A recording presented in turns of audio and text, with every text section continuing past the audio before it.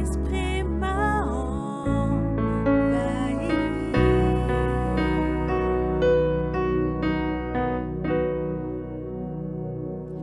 Tout sera grand et tout renaîtra, Dieu bienveillant. Dieu me guérira, Saint-Esprit, emporte-moi chez mon Père dans ses bras, chez mon Père dans ses bras, chez mon Père dans ses bras.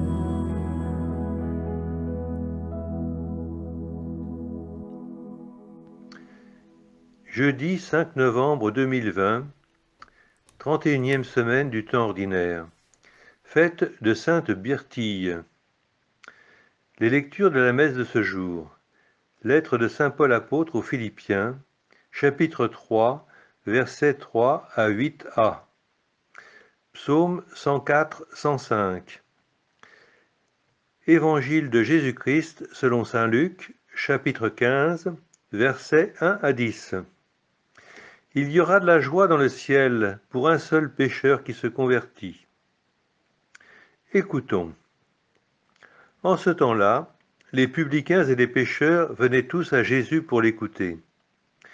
Les pharisiens et les scribes récriminaient contre lui. Cet homme fait bon accueil aux pécheurs, et il mange avec eux. Alors Jésus leur dit cette parabole. Si l'un de vous a 100 brebis et qu'il en perd une, n'abandonne-t-il pas les 99 autres dans le désert pour aller chercher celle qui est perdue jusqu'à ce qu'il la retrouve? Quand il l'a retrouvée, il la prend sur ses épaules, tout joyeux, et, de retour chez lui, il rassemble ses amis et ses voisins pour leur dire « Réjouissez-vous avec moi, car j'ai retrouvé ma brebis, celle qui était perdue. » Je vous le dis, c'est ainsi qu'il y aura de la joie dans le ciel pour un seul pécheur qui se convertit, plus que pour 99 justes qui n'ont pas besoin de conversion. Ou encore, si une femme a 10 pièces d'argent et qu'elle en perd une, ne va-t-elle pas allumer une lampe, balayer la maison et chercher avec soin jusqu'à ce qu'elle la retrouve?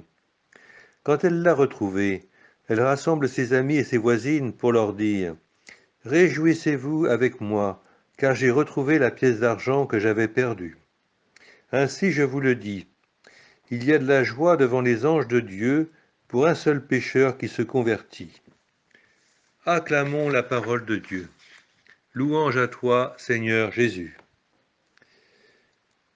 Frères et sœurs, Jésus est à l'œuvre en mission au milieu des publicains et des pécheurs qui ne respectent pas les préceptes de la loi d'Israël, mais qui viennent à lui pour l'écouter. Les pharisiens et les scribes ne l'acceptent pas. Ils récriminent contre Jésus.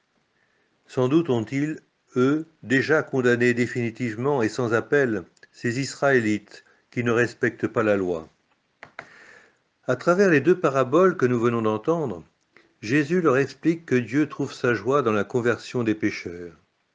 Il y aura de la joie dans le ciel pour un seul pécheur qui se convertit. Saint Paul reconnaît avoir été l'un de ces pharisiens zélés et irréprochables qui observent rigoureusement la loi, jusqu'au moment où il a rencontré le Christ, ce bien qui dépasse tout, comme il l'affirme dans sa lettre aux habitants de Philippe.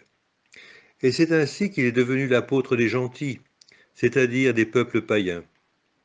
N'ayons donc pas peur de partager la vie des gens de nos quartiers, sans distinction de nationalité, de religion ou d'idéologie, pour leur faire goûter par notre présence et notre amitié le sel de l'Évangile et le plaisir de vivre ensemble la fraternité.